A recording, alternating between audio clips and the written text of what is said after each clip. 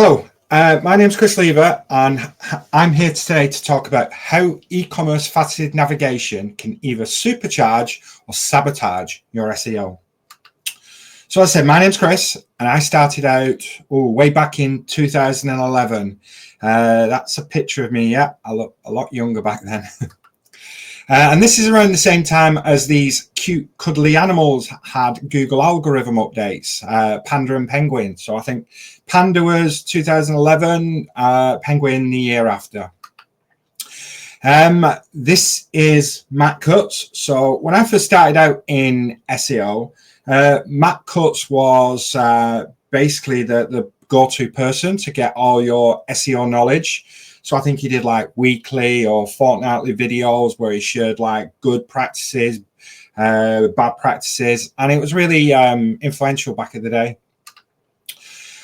I'm not sure why I put this slide in. I was a bit too old, and Kuru were in the charts by then, but hey-o. And this was the currency back then. Some of you made me remember it was toolbar page rank. So there was from my recollection, there wasn't the likes of domain rating, there wasn't domain authority, or if it was really new. So this was how people gauged website authority or page authority. And obviously this talk is around faceted navigation, and this is how faceted navigation looked back then. To be fair, not much different from what we have now. Which leads nicely into what I'm here to talk about today, which is faceted navigation. Now, this talk's in two parts. So faceted navigation is essentially, if your customers are looking for something and you've got lots of SKUs on your website, it's a way to help them find what they're looking for. And just remember, if you can't find what they're looking for on your website, they're not going to buy. And this is what Google says, by the way. Faceted navigation is useful and can be helpful for your visitors, but it comes with risk, SEO risk. And this leads me in nicely. So faceted navigation is super useful, but uncontrolled, it can quietly wreck your SEO. And I'm going to give a nice example of this. And it's not through anyone's fault, by the way. And I'll explain more as I go on. So sabotaging SEO. So let me set the scene here. Googlebot has suddenly decided it's found lots of URLs on your site, and it's going to go and crawl them. And when I mean crawl them, it's going to really crawl them. So this is a picture from or a chart from Google Search Console crawl stats. And as you can see to the left of the chart, it was relatively calm. And then towards the middle of the chart, Googlebot suddenly started to ramp up crawling of the URLs. And it also ramped up the bandwidth usage, practically doubled. Now, before I continue, let me just give you a theory why I think this happens. So when Google are looking at putting new algorithm updates out, they tend to want to grab as much data as they can. So they go crawl the web as much as they can. That means that, facet URLs, tracking URLs, any URLs that they can uncover, they're going to crawl because it's going to help them with their data sets. So those charts that I showed you earlier, this was the consequence. So this is the Google Search Console again, and this is one of the pages charts. So it gives you the not indexed and the indexed URLs. So the non-indexed URLs have like really ramped up. There's an additional 7 million URLs been discovered. Now this is what we call crawl bloat. This is the same chart again, but what I've done is overlaid the impressions. So what you can see happening is when Googlebot started to crawl all those new 7 million URLs, the impressions started to taper off, dropping off. And towards the end of the chart, the impressions were down 100,000 a day. So I don't know what that was in clicks because you don't really get that data in this, and I didn't want to go too granular into the data, but we can guess that's not necessarily a good thing. And you may think like the facets must have been left wide open, but it isn't the case. So let me explain in a little bit more detail. So how did we end up in that mess? So what I mean by the mess, so Googlebot ramped up crawling of suspected facet URLs. It found an extra 7 million of them, and it was crawling them continuously. And in that same timeline, the impressions started to go down. So let's start with robots.txt, usually a safe bet. But I bet many of you have come across charts like this in Google Search Console where robots.txt, like really indexed URLs that were, you know, allegedly blocked through robots.txt, and they were blocked. Let's call it they are blocked. So to the left of the chart, you know, for up to almost 40k index URLs. Now, it's been brought under control, but this is just to highlight that even though we're saying to Googlebot, please don't come and crawl this URL, we don't want it in the index, it doesn't guarantee that it won't be indexed. Now, there are a few ways this can happen. It can be internal linking signals are stronger. It could be there's links from third-party websites that are linking to linking to facet URLs. Next one is no index. So no index does pretty much guarantee that the URLs won't be indexed and potentially cannibalize against other URLs. So the issue with this, it's still way to crawl budget. And if you've got a complex product set, complex navigation, lots of facets, etc., Googlebot is going to find a way to crawl them, and it's just going to keep crawling them and crawling them. So look at this, for example, excluded by the no index tag, and the URLs ramped up.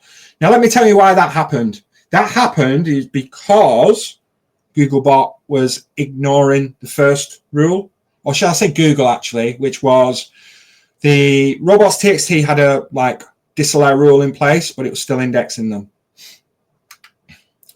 And canonical tags. A lot of you here have probably had problems with canonical tags.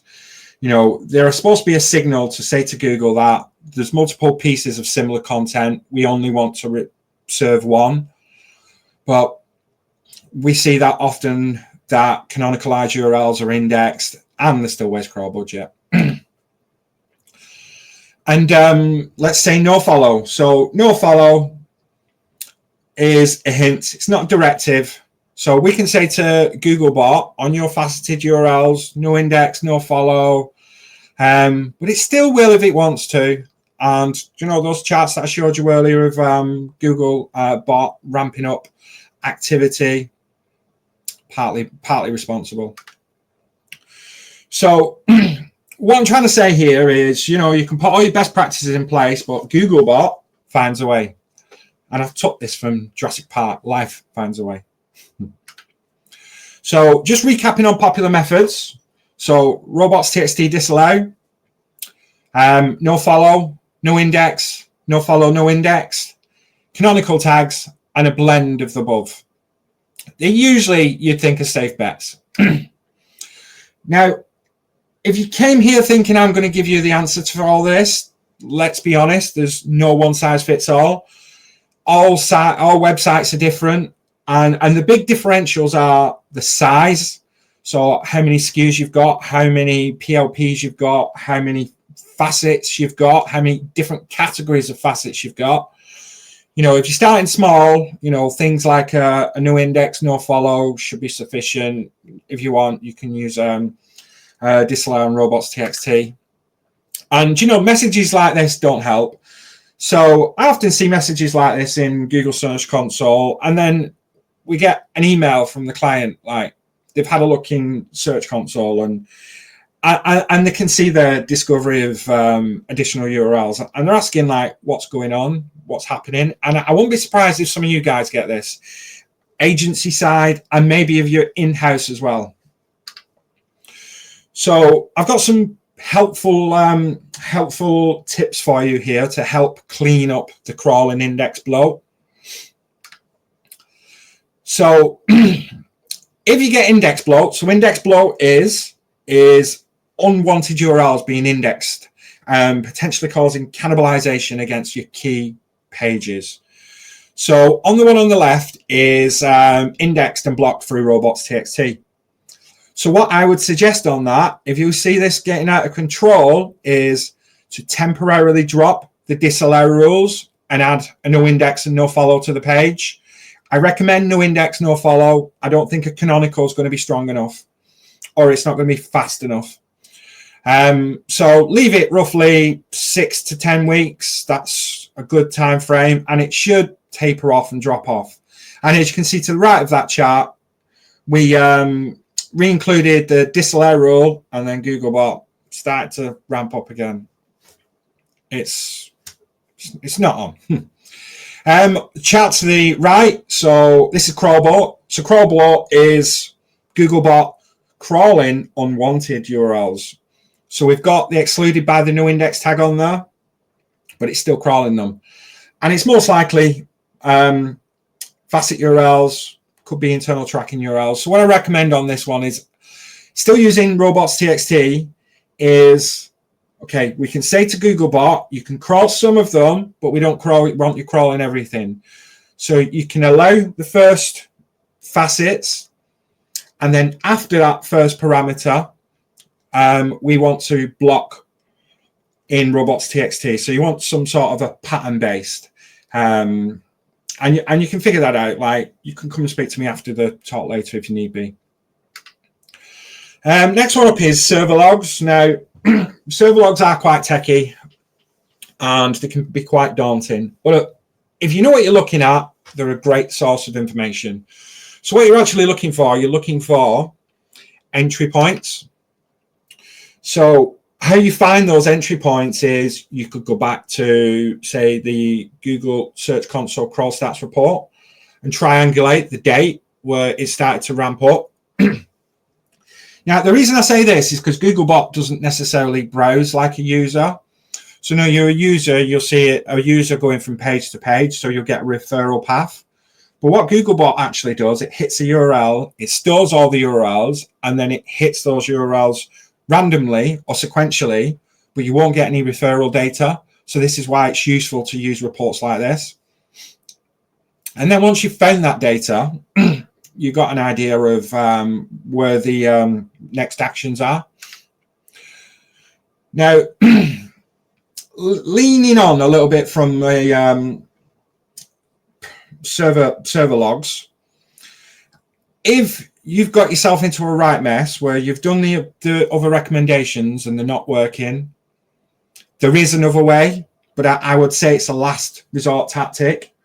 So what I would suggest you do is you speak with the developers and you ask them to serve a 410 gone response to Googlebot only, and they will be for the URLs that you've pulled out of the server logs.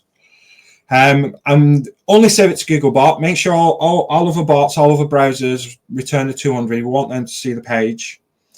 And I can guarantee you they'll drop off pretty quickly. Once they've dropped off, stop serving that response. Go back to your tried and tested methods, because you don't want to be using this too much too often. The reason I say that is because Google frown upon it. Technically, they see it as cloaking, but you know, you're not using it frequently. It's a one-off, and you should be okay. So that is how to mitigate the sabotaging of SEO through faceted navigation. So next, moving on to the second part, how e-commerce faceted navigation can supercharge your SEO. And we're going to talk about indexable facets. So indexable facets are facet URLs. Well, this time we're opening up to be indexed because they match demand for user demand, search demand. It could be a multitude. It could be it could be other reasons too. So when we undertake an Indexable Facets project, we usually start with these 4 pillars. So knowing the website, search volume, search trends, conversion potential. And what these means is basically knowing the website.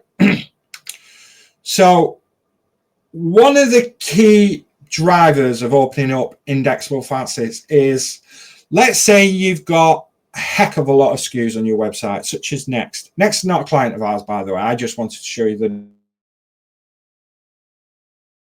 navigation. Everything needs to earn its place. And by earning its place, it generally means it's got high search volume or it's got high search trends. This is a new client that we've just won. Now, menu's a mess, yes, I do agree. But as you can see, it's very cluttered. So we're going to put forward an Indexable Facet project forward towards these. So the next one we look for is search volume. So just giving an example of Rust-Oleum, which is a new client. So this is radiator paint, by the way. And if you can see on the facet groups, you've got colors and then you've got finishes. So what we do then is, using your favorite keyword research tool, we map the facets to keyword search volumes.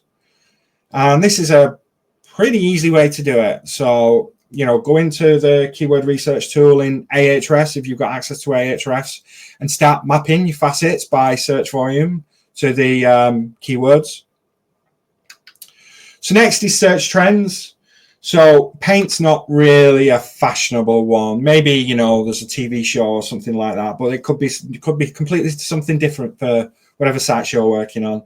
But Google Trends may offer some insights on candidates for opening up as Indexable Facets. Seasonality data as well. If you're a fast fashion brand, winner, chicken dinner, but you'll probably, to compete with others on fast fashion, you'll probably create a dedicated PLP page. And then the conversions. So obviously you need the business case behind it. So one of our clients, Cotton Traders, we did propose opening Indexable Facets maybe 3 years ago. So we did some initial testing. So we did the first year, it didn't really drive too much, but we were super cautious because not many people were talking about Indexable Facet projects back then. But as we grew our confidence, we started to roll out bigger batches. And you can see as the years progressed, we was picking up more and more clicks. So those clicks did convert. So we're just using some industry averages here. I've not gone into the actual detail of what Cotton Traders, because I know it's higher than this, but Cotton Traders does get quite a bit of branded traffic, so it would have skewed this data. So what we've done is they got 41,400 clicks in 2024. Conversion rate was 3%, AOV £62. So that roughly equated to 1,244 orders. And if you times that by the AOV, it came up with a 77k extra to the bottom line. So that's not bad. I think if you presented that sort of Indexable Facets as a business case to your clients, I think this would quite happily win them over. And absolutely feel free to come back to this deck and copy and paste some screenshots if you want. Or you can hit me up on LinkedIn. Happy to give some advice around this. Okay, we're nearing the end of my presentation now. So Indexable Facets, I can't leave you with giving you some hints and tips and some little warning signs as well. So first of all, create that watertight business case. So we generally do like a briefing, this is just the top of the briefing document. It's quite in depth, but we go into the detail, the how, the why, and we give some estimations of what it'll drive in terms of search demand and potential conversions as well.